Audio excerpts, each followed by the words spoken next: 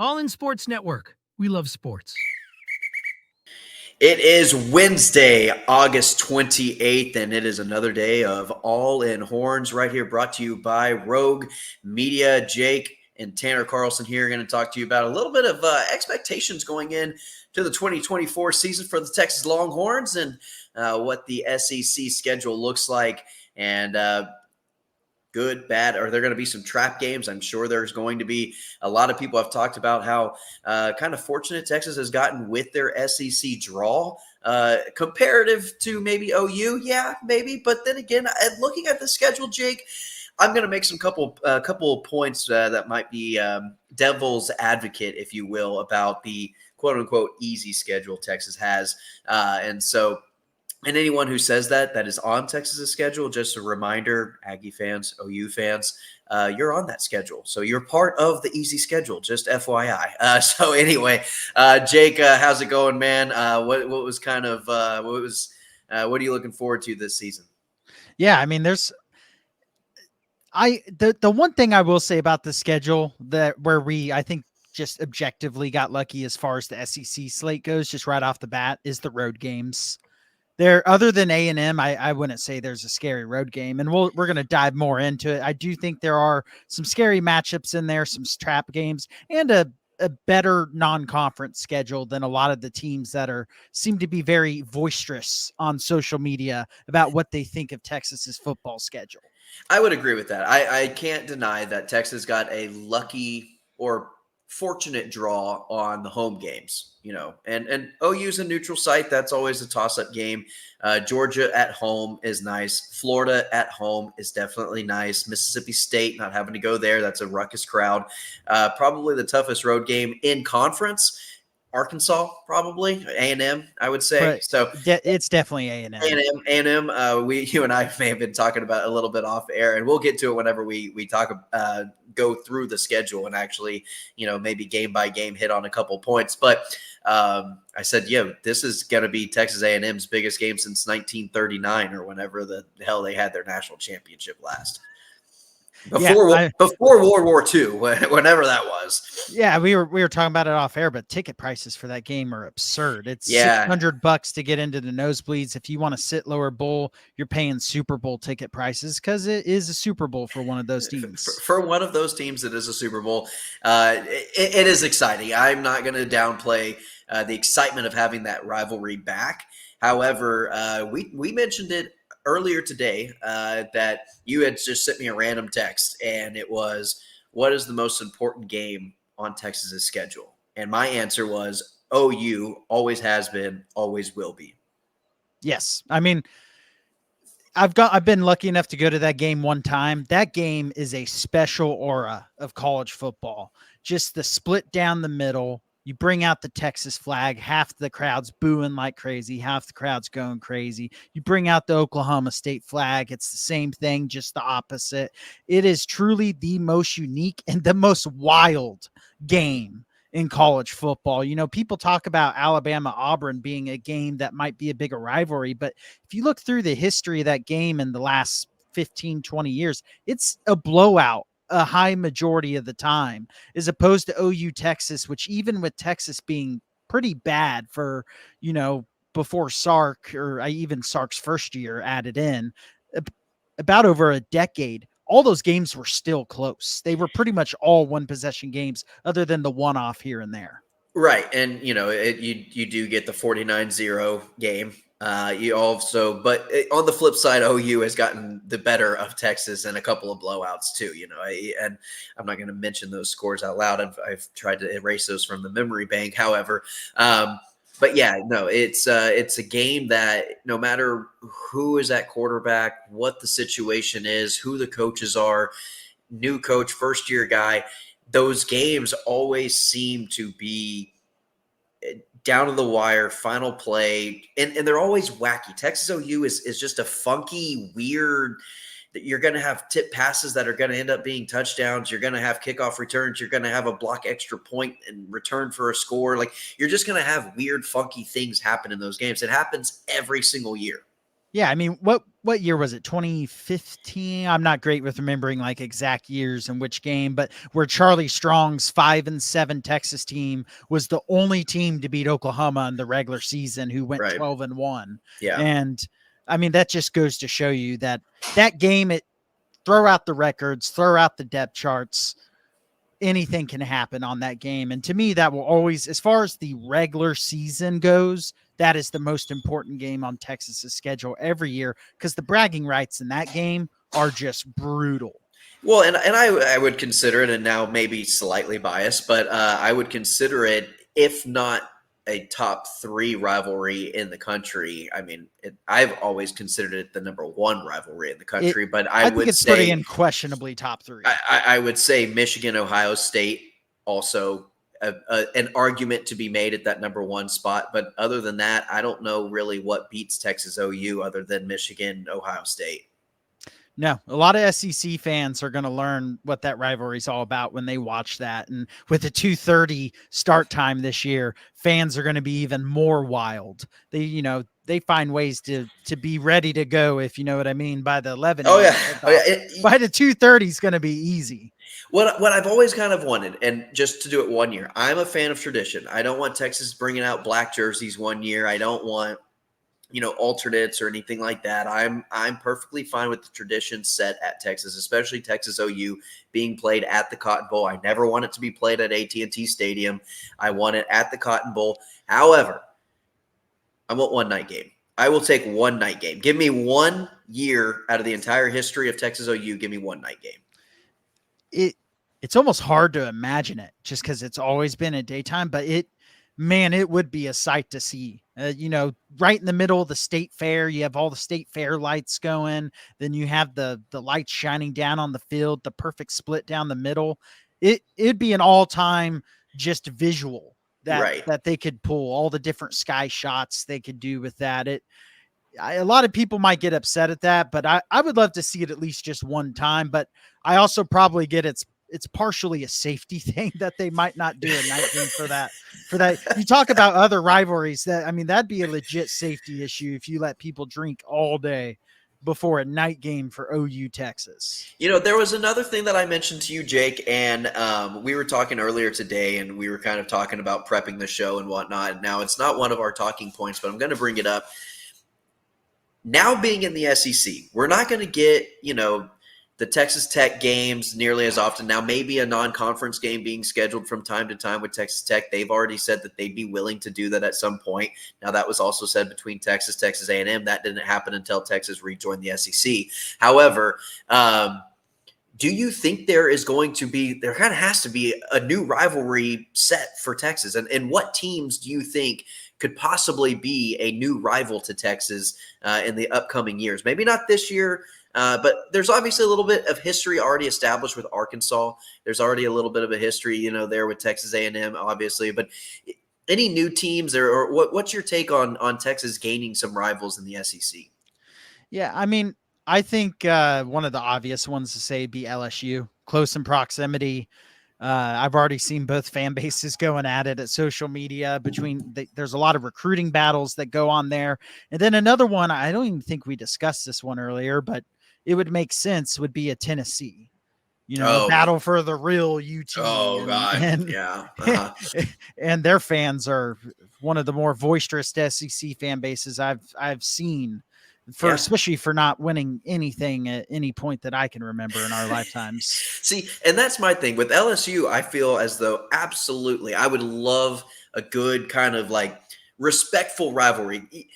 We talk about OU. Now, I do want everybody to know that as much as I hate OU, and it is 10-19 and OU still sucks, any moment of the day, OU is going to be hated by me. However, I will say I respect the absolute hell out of that football program and what they do on a yearly basis and how consistent they are. And their fan base knows that. Their fan base respects us. I think there's a mutual respect and a mutual understanding of where these programs lie in terms of blue bloods. I would feel that same type of respect with an LSU.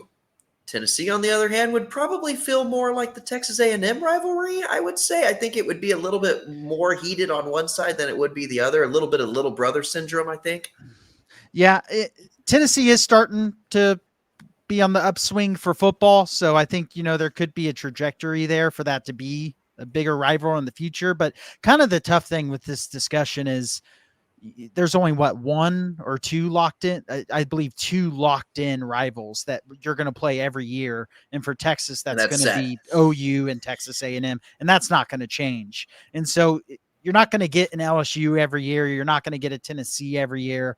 And so it's going to kind of depend, like, is there a stretch where you get one of those teams a few years in a row where a rivalry can kind of grow organically? And, an obvious one is if Arkansas can get, and I know they beat the hell out of Texas a couple years ago, but Texas is a very different program now than they were then. And Arkansas is about the same program, if not worse. That was a Herman led, or not Herman led. That was a Herman roster with Sark leading the charge a couple years ago. That was Sark's first season as the Texas head coach. It was a 5-7 season, and it was an absolute ass kicking there in Fayetteville. So absolutely. And they treat it, for whatever reason, Arkansas does have something about Texas. They absolutely hate the Texas Longhorns. And maybe it's before our time in terms of it being, that serious of a rival. But some of those diehards, they absolutely cannot stand the University of Texas. So when Texas goes and visits Arkansas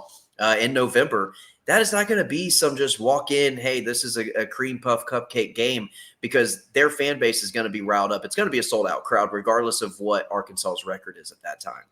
Well, I mean, you heard what their coach said at SEC Media Day. He agreed that Arkansas fans hate Texas more than they love Arkansas. And it is a rivalry that goes back to the Southwest Conference. I know for my dad, for instance, that was a big rivalry to him, was Arkansas, Texas. But for people our age, which, we're getting into our 30s now, unfortunately, it's in our 30s, Jake. But we're at 30. I don't know what you're talking about there, but for me, it's a nothing burger. I mean, as of right now, maybe it'll develop into a rivalry, but it just isn't right now. Even with the game happening 2 years ago, do I want to beat them? Yes, I want to beat every team on the schedule, but the rivalry aspect there is just outdated for I think most of, the modern college football fan base. So, Jake, let's talk. Obviously, there's a Colorado State game coming up this week. In terms of non-conference play, Michigan is the one that stands out above the rest, and that is obvious. Texas plays the last three national champions. It'll be Michigan and Georgia, who went back-to-back 2 years in a row. So you get Michigan, Georgia on the schedule. You get OU. That's always a toss-up game. A&M is going to be playing their absolute hardest, and Texas better show up to that game. Arkansas, another one. Trap games, whether that be non-conference, whether that be conference play. Who sticks out to you as a possible speed bump that maybe not a lot of people are talking about? I think Kentucky is the number one game for me. I mean, really? You're coming off of playing Florida and Arkansas, and at Arkansas, which is going to be a crazy environment. And Sark is going to want to send a message like, we were alerted we were not ready for the SEC year one. Now we're alerting people we are ready for the SEC. That's the message he's going to want to send in that game. And then you just have Kentucky sitting there. It's one of the cheapest games ticket-wise for Texas all season. It's right before the A&M game. It's right in between, if you want to call our Arkansas rival, those two rivalry games. And Kentucky's a pretty good football program. They have consistently been a 8 to 10 win team for what feels like a little while now under Stoops, which, by the way, we played 2 Stoops this year. Yeah, that's true. Yeah. And so hopefully we sweep that family. But that game to me is going to be one of those I could see it being real ugly, an ugly early start. Kentucky seems to always be good on defense.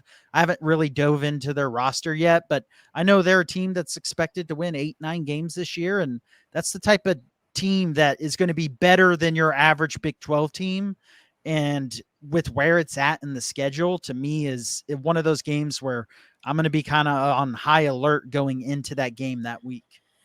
Yeah, in terms of teams that Texas will play that may be unranked, I'm going to go ahead and say it. I don't think Texas A&M will be ranked by that point in the season at the last week of the year going that Thanksgiving weekend. I doubt A&M is a top 25 team. I could be proven wrong. I might be eating crow, but in terms of a team that is unranked that could unrail Texas's playoff run or SEC title run, I think A&M is right there, and I think Arkansas is another team. I think those two games I have circled as like I get what you're saying with Arkansas saying, hey, Sark's going to come out for blood, and I absolutely agree. I think he's going to as well, but Arkansas is not laying over. These two programs don't have a ton of aspirations going into this season in terms of postseason, so they're looking for any type of Super Bowl type games. And Texas is marked on both of these programs' schedule as we want to show the world and we want to shut these fan bases up that they're not ready for the SEC. We've talked a lot of smack over the last 10 years, and we want to try to back it up. And so I really do think that those two games for me give me a little bit of butterflies. Now, obviously in Michigan, obviously in Georgia, obviously in OU, I'm going to be like, okay, yeah, super nervous. The make or break, tides are turning type of season. But we mentioned it on yesterday's show, Jake, that maybe even 2 losses, Texas still gets into the playoffs. Yeah, with the 12-team playoff, a 2-loss SEC team in general is more than likely going to get in. In fact, I would say there's about a 95% chance or above that they're going to get in. And so for Texas, it gives you a little leeway, but at the same time, I still think the stakes are high where it's not like one loss won't matter because you want to win the conference. You want to get that bye. I think that bye is going to really become pivotal to winning a national title just for wear and tear on your team. And so it's going to be interesting to see how things unfold as the year goes on. And especially once those playoff rankings start coming out to see, are 3-loss teams going to be kind of a common occurrence in the playoff? Because I don't even think, maybe not this year with the schedule, but I think on a year like, let's say Texas had OU's schedule, because I do think their schedule is awfully difficult. A 3-loss team with that schedule would have a chance to get into the playoff, I think, with the 12 teams, or essentially 11. Also depends on the losses, obviously. Yeah. I mean, I think that goes without saying. You can't go lay an egg against Temple and if you're OU and expect to get into the playoffs, even maybe with 1 loss, you still sneak in there. We talked about FSU. Still, their season is alive and well, regardless of what people want to say. At a 11-win, 12-1, or excuse me, an 11-1 FSU team who wins the ACC has a great chance of still getting in. They're automatically in if they win the SEC. Well, true. That's right. Even a 2-loss Florida State team who win, or I guess they would have to win the ACC. But let's say they didn't lose another game this year, then they lost the ACC championship game. Yeah, I bet they would probably be in, because also Georgia Tech isn't in it. They're a program that's been improving year by year. So, it's just coach. That coach he's improved that program year after every year. They've gotten better record. They're heating up on the recruiting trail too. They just had a 5-star offensive lineman commit the other day. They're going to be an interesting program to watch. Jake, let's talk a little bit while we've got about 12 minutes left in the show. Expectations, not just for the Texas season. We're not going to give out any predictions. That'll be later on in the week. Don't worry, we'll get there. But we gotta just give y'all some appetizers for now. Feed the system a little bit while we get to the big stuff. Depth chart expectations, Jake. What players do you think might be sitting in that 2 spot, getting more minutes? What guys do you think are just stand out to you on this Texas depth chart? And what are some of the expectations going into this year individually for players on this Texas roster? Yeah, I mean, I'll just kind of touch on a couple different position groups and we can kind of just go from there. But obviously at running back, it's going to be really interesting because you can't just give Jadon Blue the ball every single time. Wisner's really going to have a chance to break out this year. He's a guy who was a great player on special teams last year. And when he got carries, he looked pretty darn good at running back, especially for a freshman. I'm excited to see how he does. I'm excited to see how Jarek Gibson does as well as a true freshman. I want to make one comparison real quickly with Trey Wisner and who he kind of gave the same vibes as whenever we had Roshan Johnson and Bijan Robinson as the primary ball handlers, but would come in some garbage time games and just look really good. But everyone was like, yeah, but that's garbage time. Jonathan Brooks. He just looks like, I mean, I got the same exact kind of vibe from Trey Wisner coming into some of those games, late in games, maybe like the Baylor game or the Texas Tech game at the end of the year, the Oklahoma State game and the Big 12 championship, that when he got into the game, he still provided that punch, that energy that I don't care what the score is. I'm trying to prove myself out here. Jonathan Brooks had that same role a few years ago with Bijan and Roshan back there. And I kind of got that same kind of feel. I don't know if that jumped out to you at all, but that's kind of who he reminded me in terms of maybe not his play style, but just the way he plays.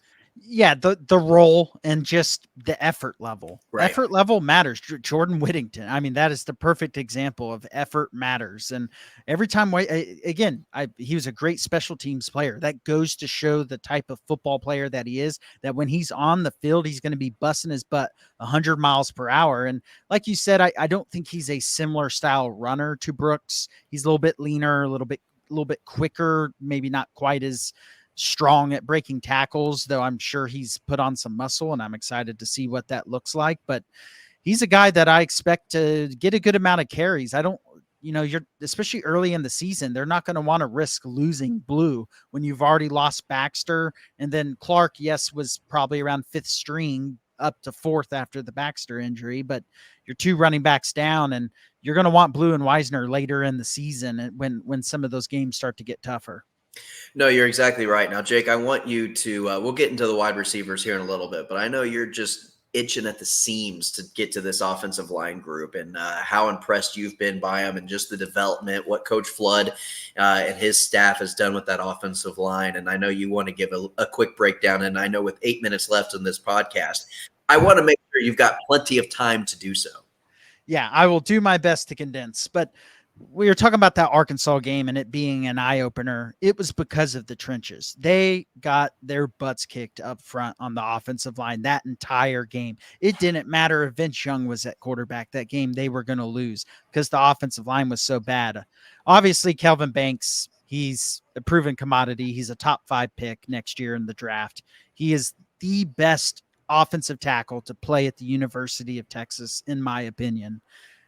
You know what you have there, but I'm really interested to see if Hayden Connor can be a little bit more explosive in the run game. I want to see the interior of this offensive line. We saw them progress last year from the year before. They need to take another step. They still were not dominant consistently last year to be able to run the ball because the running backs were very capable, and it was better run blocking than the year before with Bijan back there. But I want to see the interior of that offensive line. I think DJ Campbell's an absolute mauler. I think the right side of that offensive line is going to be dominant, but I'll be curious to see if Hayden Connor's struggling in the run game, and he's a very strong pass blocker, but I'd be curious to see if you give a Cole Hudson some run at left guard. I think Hudson's already going to rotate in a little bit at right guard. He's just too good not to have on the field.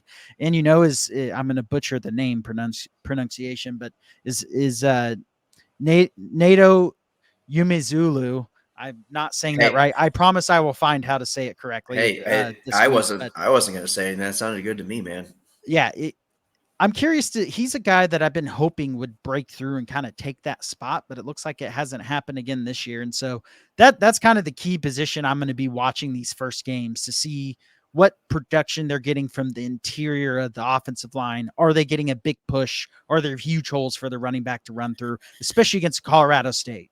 So I would venture to say that we need to, the offensive line interior wise needs to look dominant against Colorado State. Needs to have full control, whether that's pass block, run block, whatever that looks like, right? what does the Michigan game look like? Do they hold their own? Do they get completely bullied? We know what Michigan's defense is. I'm not saying that, that defense is going to be taking a big step back because of the talent that they lost in the NFL draft into graduation. I'm not going to say that. It's Michigan football. They are going to be prepared, and they're going to be physically imposing, and they're going to put their primary focus in the trenches, stopping the run on defense and establishing the run on offense. That's going to be their bread and butter. That's what they want to do. Does this offensive line, and on the opposite end, does the defensive line hold up as well? Those are going to be two really eye-opening tests. I think week 1 and week 2, do you look dominant against Colorado State? Do you hold your own, and do you establish a run game against Michigan? Yeah, and it doesn't even have to be a dominant run game. I don't think they're going to have a dominant run game performance against Michigan. If they do, I'm going to be saying some ridiculous things after that game. That's not really what I'm saying. I'm saying just don't get absolutely destroyed to where it should look like Alabama last year, where they're able to get 4, 5, 6 yards of carry somewhat regularly. From time to time. If they're getting 4.5 yards of carry against Michigan, I will be very happy with the run game, because this team is probably going to be a little bit more pass heavy than last year. Yeah. Just with all the weapons at receiver, with Quinn Ewers now having multiple years in the system with Sark, I think this is going to be a little bit of a pass to set up the run type team, especially with the lack of depth at running back after the injuries.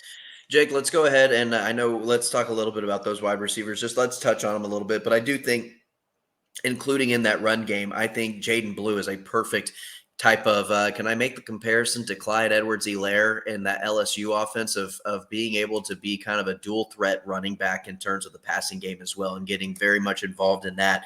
But you're looking at guys like Matthew Golden, you're looking at guys like Isaiah Bond, Silas Bolden, newcomers into the system, Ryan Wingo, Jonte Cook is a returner. DeAndre Moore, you're going to get a little bit of familiarity with, but a lot of new faces, even at tight end. You've got Isaiah Nyblack. You've got Gunnar Helm, who's going to be a familiar, maybe comfort safety valve, I think, for Ewers this year. I think he's not going to necessarily be down the field, but I think he's going to be that little check down option where Gunnar Helm might be getting a lot of just quick dump off passes if nothing is available down the field. He's a guy who could have a big game against Michigan. He's had a really good camp from everything I've read. He's very strong in the run game. I think Gunnar Helm's going to be one of those guys, and I'm glad you mentioned him, that it's going to have a bigger year. I think a lot of people expected Nyblack just to come in and win the starting spot, but Helm right now is still the starter, and they said he has looked like the best tight end. Nyblack's going to be more of a guy who's out there. He's somewhat capable in run blocking, but he's going to be more of that vertical threat. Yeah, you can move him in the slot, and you can put Helm on the line of scrimmage. You can put Nyblack in the slot. There's going to be packages where they're both out there. I'm not necessarily concerned with minutes or the tight end position by any means. Let's go ahead and talk while we have a little bit of time defensively. We don't have a ton of time, but defensively, Jake, on that defensive line, you've got Byron Sorrell and you've got Ethan Burke. You're going to have Colton Vossick coming in, Trey Moore, obviously, Justice Binkley, and Colin Simmons. Dude, I mean, this is the best edge group of Texas players that we've seen since Arakpo, since Diachos, like Kendall. When was the last time we had a consistent basis of pass rushers like this? That was the one big thing that they were missing last year, and it seems like they've definitely addressed that issue in the offseason going into this season. A lot of the talk this year has been about the defensive tackle room not being as dominant as last year, but I think a lot of the talk should also be this is the best edge depth that we've seen at Texas in a long time. They have an assortment of pass rushers. You didn't even mention Anthony Hill, who's going to be involved in rushing the passer as well with that NASCAR package. And Benda is great off the. He gets a hell of a jump off that line of scrimmage whenever he does come in a blitz package. I think Benda is a great kind of, I don't know, 6th, 7th guy you have to worry about if you're on the offensive line. Yeah, I mean, a third down and long against this Texas defense, if they are aggressive, and that's the big thing with the defense this year, I want to see them coached aggressive. They need to be up jamming at the line of scrimmage with the secondary. And I think they're going to be able to send some pretty creative blitzes and some pretty creative packages to create some serious pass rush that we have not seen in a very long time at the University of Texas. I don't know if we're going to necessarily have that Kendall or Rakpo level single pass rusher, but the depth at the edge room is better than any of those teams as far as the amount of very capable pass rushers they have. And I wouldn't be surprised if we see one of them break out as a stud, especially a Trey Moore, who apparently has even been giving Kelvin Banks some issues in practice. Well, Trey Moore will probably be, I know he's not a Texas guy. He's a transfer. He'll be in the draft this upcoming season. He's going to be a one and done type of guy for the Longhorns, but he's probably going to be a top 15, top 25 possible draft pick at the next level in the NFL, especially if he has a great season in the SEC like he showed last year in the American Conference playing at UTSA. Jake, that is all the time we have. I want to get into more of our defense, but hey, we've always got tomorrow. So we're gonna dive in a little bit more, finish up the depth chart, and kind of keep talking about the upcoming game against Colorado State. For Jacob Jimerson, I'm Tanner Carlson. This has been All In Horns. We'll see you tomorrow. All in Sports Network. We love sports.